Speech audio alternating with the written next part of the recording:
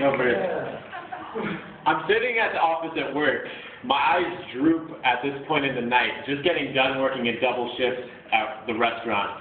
I'm waiting for the manager, my dad who had gotten me the job, to finish my report for the night.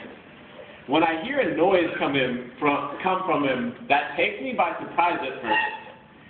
The noise was a high-pitched fart that seemed to vibrate the room. Now, the surprise was less about the fact that this particular manager was my dad, and more about the combination of my coworker, Ashley, coming into the room as it happened, and my dad's response, which was a straight, completely guiltless face. He just kept going on with his business as usual. I've heard my dad fart before, throughout my whole life. I mean, he's my dad. And he always had a variety of tones and pitches. Some you could feel vibrate the floor, some that sounded like deflating balloons, some that were scentless, and some that smelled like baboons. I expected a green tint in the air after some, the ones that made me think I would faint, or sat anxiously awaiting after those loud, creaky ones, a toxic gas that never came. It eventually became a science. It always began with a surprise, ah, followed by a hand over my nose and mouth as if that would equate to a gas mask. But I figured out a pattern in my dad's farts. The louder, the safer. Which is ironic because those are the ones he got the most criticism for, to which he always had a rebuttal. David, was that you? That was so disgusting. Whoever smelt it, dealt it. He always had these different sayings for farts. When he really wanted to teach me a lesson, he would sit me down, look me straight in the eyes, and say, John, it's better to fart and bear the shame than to hold it in and bear the pain. Now, the worst type, as you may have already anticipated, were the unanticipated ones. The ones where I was sitting in the car, driving to the Giants game, an innocent 8-year-old, boxed in by 4 closed windows in the warm, smelly pressure of those monstrous behemoth farts closing in on me. And that was back when cars still had manual window rollers. It wasn't like I could use any body part to push the button to roll the window down.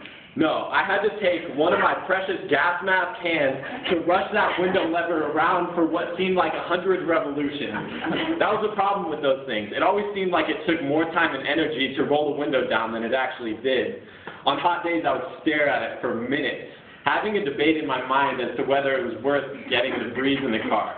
But my dad's farts were unequivocal to even 100-degree weather. There was no debate. It was just getting up the courage to take one of my hands away from my mouth. And he would never take the time to roll his own window down. As I struggled to get fresh air into the car, he would bask in the glory of SBD, silent but deadly.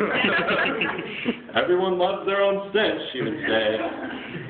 So when I sat across from him in that office, waiting for him to finish my report, I shouldn't have been surprised. He's farted in front of me my entire life.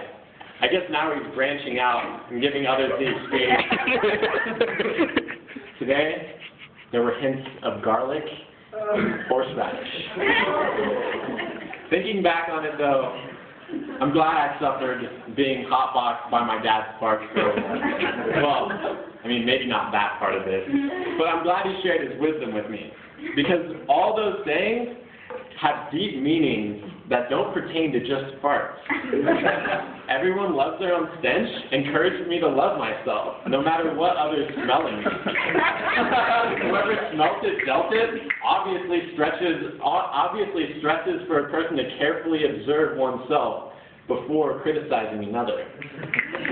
And the most frequent, better to fart and bear the shame than to hold it in and bear the pain, another push to be completely, genuinely, unapologetically myself, to let my farts out despite the impoliteness, to go ahead and relieve myself no matter who's listening.